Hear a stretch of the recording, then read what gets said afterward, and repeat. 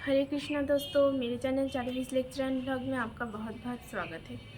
तो आज का जो टॉपिक मैं बोलने वाली हूँ वो पूरा अलग विषय के ऊपर है।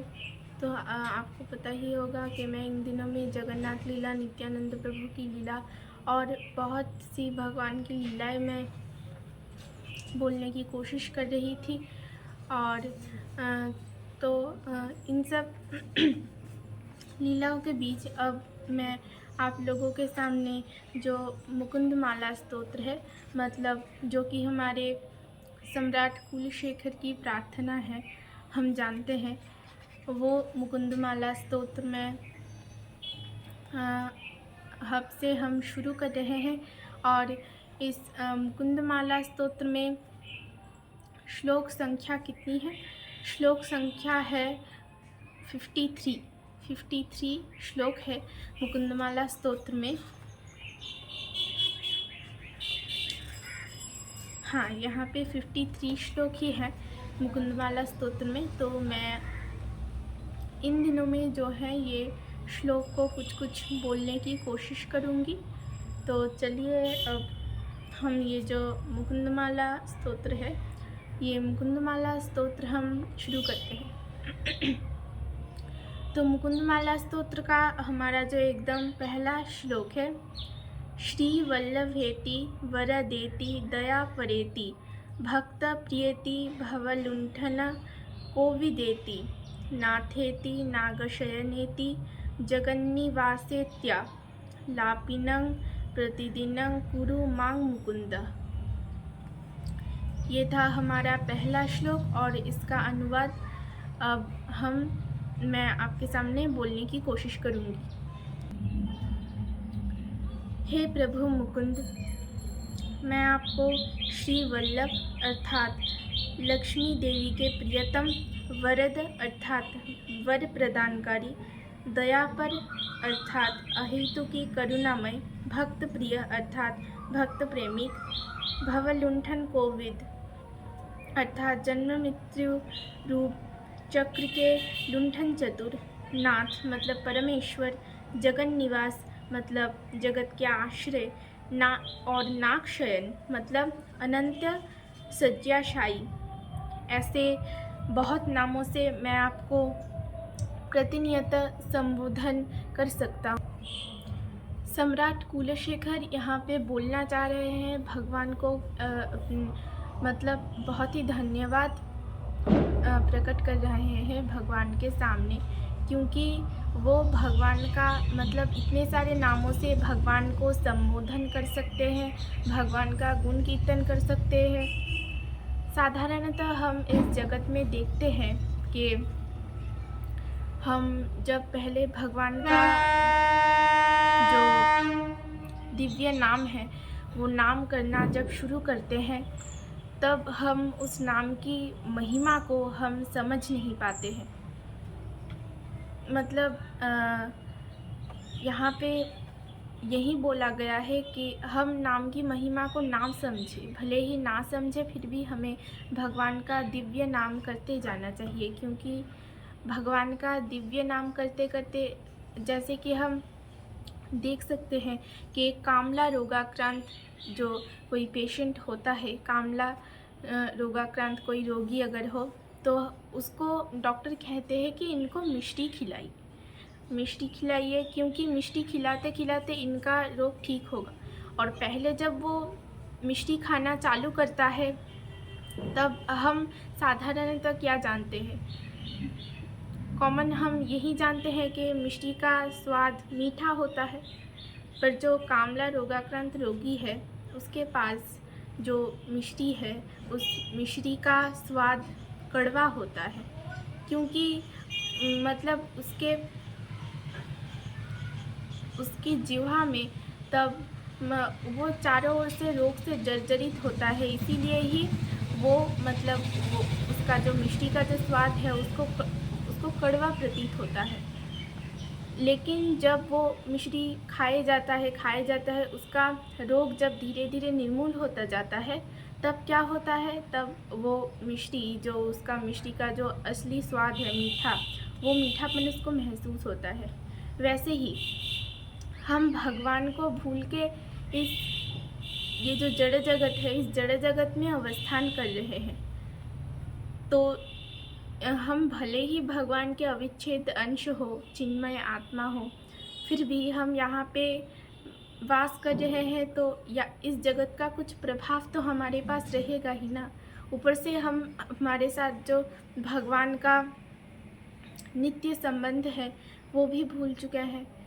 तो इसीलिए हमें ये जो भगवान का नाम पहले जब हम करेंगे तो हमें इसकी महिमा समझ में नहीं आएगी, लेकिन हम जैसे ही इसको करते जाएंगे वैसे ही हमें इसकी महिमा हमें समझ में आएगी।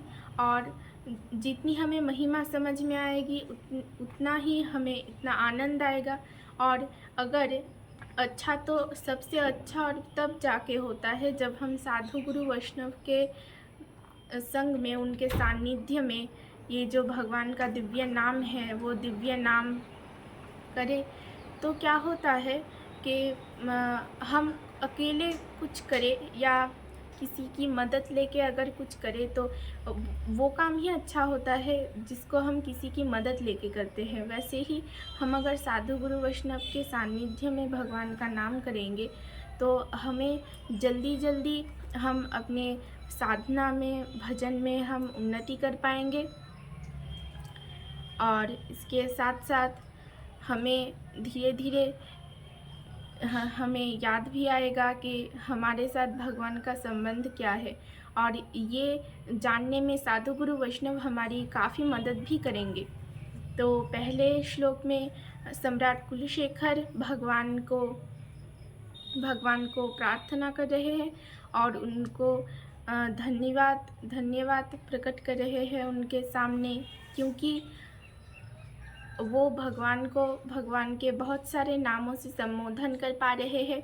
और भगवान के नाम करने का जो सौभाग्य होता है वो भी हर एक को प्राप्त नहीं होता, कुछ भाग्यवान ही है जिनको प्राप्त होता है। तो ये हमारा श्लोक नंबर 1 था। अब हम श्लोक नंबर 2 की ओर बढ़ेंगे। श्लोक 2 अब हम यहाँ पे पढ़ेंगे। जयतु जयतु देवो देवकी नंदनोऽहं, जयतु जयतु कृष्णो वृष्णिवंशप्रदीपः, जयतु जयतु मेघश्यामलः कोमलांगो, जयतु जयतु पृथ्वीभारनाशो मुकुंदः। अब यहाँ पे ये हमारा दूसरा श्लोक है। दूसरा श्लोक और इसका अनुवाद यहाँ पे कुछ ऐसा है। देवकी नंदन देवकी नंदन नाम से जो जगत में विख्यात है उस भगवान की जय हो, जो विष्णुवंश के उज्जवल दीप है, नवघन श्याम वर्ण है, कोमलांग जिस भगवान का अंग कोमल है उनकी जय हो। यहाँ पे इसके साथ साथ जो अनुवाद दिया गया है ये कुछ ऐसा है। और यहाँ पे अंत में बोला गया है कि भूभार अपसारणकारी मुकुंद की जय हो। तो यहाँ पे श्लोक के अंत में हमें मुकुंद भगवान का जो मुकुंद नाम है वो मिल रहा है, जिससे स्पष्ट पता चलता है कि ये जो पूरा का पूरा 53 श्लोक से इसका नाम मुकुंद माला स्तोत्र क्यों रखा गया है। अब यहाँ पे हमें भगवान की जो अंग कांति है, भगवान के जो देह की वर्णना है वो हमें यहाँ पे मिल रही है। यहाँ पे भगवान की देह की वर्णना इतनी सुंदर से की गई है। यहाँ पे भगवान पूरे के पूरे चिन्मय हैं। हम कभी कभी आपको देखने को मिलेगा कि भगवान के रूप की वर्णना देने के लिए हम कुछ ऐसे टाइप के वर्ड्स यूज़ करते हैं, लाइक कि भगवान के जो आँखें हैं वो एकदम कमल के जैसे है, एकदम लोटस के जैसे है, पद्म नेत्र उनका और एक नाम है, हम जानते हैं। लेकिन इस जगत में सबसे सुंदर जो है वो लोटस होता है। आपको पता होगा, एक पूर्णतः रूप से खिला हुआ एक जो कोमल का फूल होता है वो कितना सुंदर होता है। इस जगत में वही सबसे सुंदर है। लेकिन हम भले ही ऐसे कुछ भी मतलब बोल के उनके रूप की वर्णना देने की कोशिश करें, लेकिन वो इतने सुंदर है कि इस जगत के किसी भी चीज़ से उनकी रूप की तुलना करना संभव नहीं है। मतलब हमें ऐसा सोचना चाहिए कि भगवान कैसे सुंदर है। भगवान भगवान की तरह सुंदर है, क्योंकि उनका उनके रूप के साथ तुलना की जाए ऐसी कोई चीज़ इस जगत में है ही नहीं। पर इस जगत में सबसे सुंदर हम क्या मानते हैं? कोमल का फूल को मानते हैं। खासकर जो हमारा कोमल का फूल होता है सबसे सुंदर हम जानते हैं। इसीलिए हम कोमल के फूल का जो एग्जाम्पल है वो बार बार दिखाते हैं। पर भगवान कैसे सुंदर है? भगवान भगवान की तरह सुंदर है। और यहाँ पे आपको पता होगा कि हमारे इस जगत में कुछ लोग बोलते होंगे कि भगवान निराकार है। भगवान निराकार है, ऐसा नहीं है कि भगवान निराकार है। भगवान का भी रूप होता है। यहाँ पे हम साफ साफ लिखा गया है भगवान। यहाँ पे सम्राट कुलशेखर साफ साफ यहाँ पे भगवान की जो अंग कांति है, भगवान का रूप कैसा है उसकी वर्णना दे रहे हैं। तो हमें ऐसा नहीं सोचना है कि भगवान निराकार है।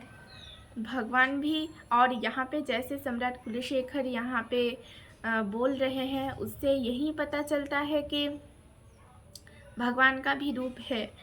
भगवान एक व्यक्ति है। मतलब भगवान की अंग कांति की वर्णना यहाँ पे दी जा रही है, अंग की वर्णना दी जा रही है। तो अगर भगवान निराकार होते तो क्या भगवान के इतने बड़े, इतने महान भक्त सम्राट कुलशेखर हमें पता है, वो क्या ऐसी झूठ मूठ की वर्णना हमें देते? नहीं देते। तो भगवान भी और ये हमारी हम जैसे बद्ध जीवों की भ्रांत धारणा है कि भगवान का कोई आकार नहीं होता।